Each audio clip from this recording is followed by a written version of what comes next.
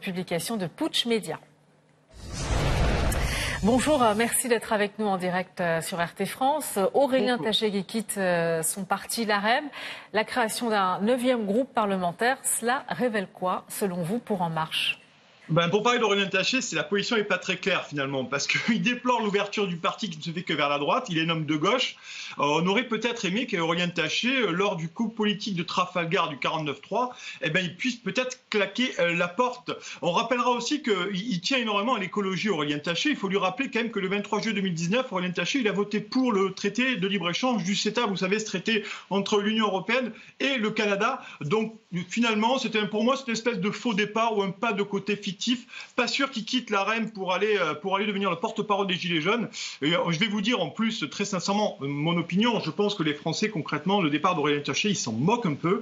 Mais c'est toujours intéressant pour nous, éditorialistes ou commentateurs politiques, de voir ce que ça peut donner comme idée. Et puis, il se revendique de la gauche, Aurélien Taché, mais de la gauche, de quelle gauche ? De celle qui a voté main dans la main avec la droite le traité de Lisbonne en 2005. Donc tout ça est une nouvelle fois, je trouve, un coup d'épée dans l'eau, ou du moins une petite manigance politique. On nous a parlé, nous en a posé avec la loi d'urgence sanitaire, les plages dynamiques, et là on a maintenant l'Assemblée nationale dynamique. Voilà un peu mon avis, mon regard sur ce départ d'Aurélien Taché. Et je dis, pour le dernier point sur ce thème-là, qu'Aurélien Taché, il quitte l'AREM, mais finalement il a dit qu'il resterait quand même pas dans la majorité, mais du moins il ne serait pas dans l'opposition. Donc vous voyez, tout ça n'est pas très clair chez Aurélien Taché. Vous parlez d'une Assemblée nationale dynamique et ce 9e groupe parlementaire.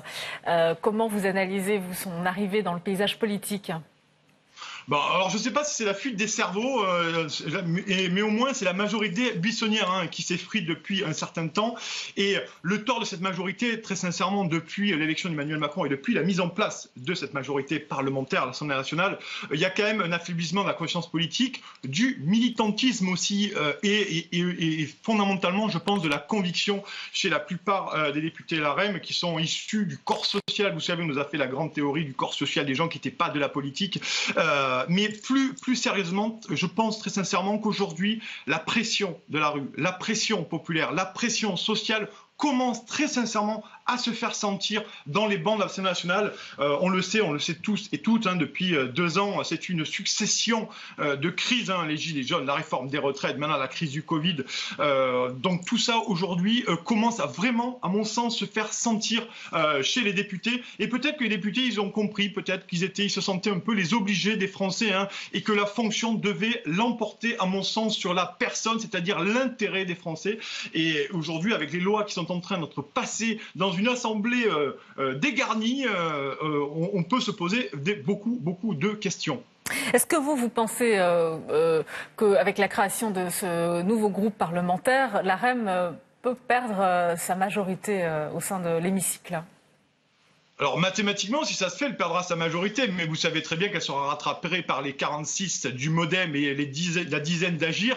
Donc concrètement, elle perdra, mais elle pourra rallier peut-être ça. Mais concrètement, aujourd'hui, on se rend compte qu'au-delà de cet effritement de l'AREM, et d'ailleurs il est engagé depuis certains mois, il y a eu beaucoup de départs, de couacs là-dessus, ce que ça montre très sincèrement, c'est cette fracture majeure entre la majorité des Français et le pouvoir politique et la classe politique. Et ça, c'est extrêmement important, parce que j'ai l'impression, j'en suis sûr qu'Emmanuel Macron va avoir de plus en plus de mal à gouverner à la sortie de cette crise du coronavirus. On a vu d'ailleurs les Gilets jaunes qui ont tenté de reprendre les rues le samedi, les soignants qui appellent, vous l'avez dit dans votre sujet précédent, les soignants qui appellent à une grande manifestation, une mobilisation générale. Donc tout ça va être très très compliqué. Et en plus, Emmanuel Macron, avec sa loi d'urgence sanitaire, tout ça n'est pas fait pour apaiser le pays.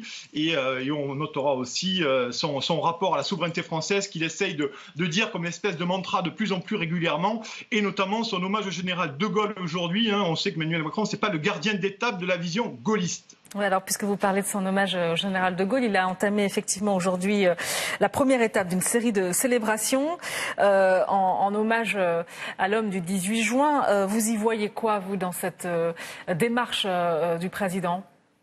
Alors, les éléments de langage ministériel nous ont dit que c'était du symbolique et pas du politique. Enfin, aujourd'hui, quand on parle de souveraineté européenne depuis septembre 2017, je ne crois pas que le général de Gaulle aurait souscrit une seule seconde, une seule virgule, un seul mot de la vision de la France qu'a Emmanuel Macron de la France pour la faire, je le dis souvent sur vos antennes, de la faire passer sous les fourches conduites de l'Union européenne. Donc, je trouve effectivement cet hommage au général de Gaulle, et beaucoup ont critiqué cet hommage-là. Moi, je ne le comprends pas, très sincèrement, parce que la vision que défend Emmanuel Macron de l'Union européenne, de ce monde néolibéral qui met à mal très sincèrement la souveraineté de la France, je ne vois pas comment très sincèrement on peut faire un hommage au général de Gaulle, même si on doit détacher le symbolique du politique. Très sincèrement, je trouve ça assez malvenu.